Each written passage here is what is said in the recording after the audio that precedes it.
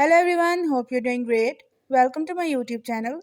In my today's video, I'll be telling you how you can fix message problem in your device Oppo A57e. So if your messages are not sending in your device Oppo A57e, you can fix this problem by following a few steps which I'll be sharing with you in my today's video. But before that, hit the red subscribe button and the bell icon to stay updated. Now watch this complete video and you will learn how you can fix message not sending problem in your device.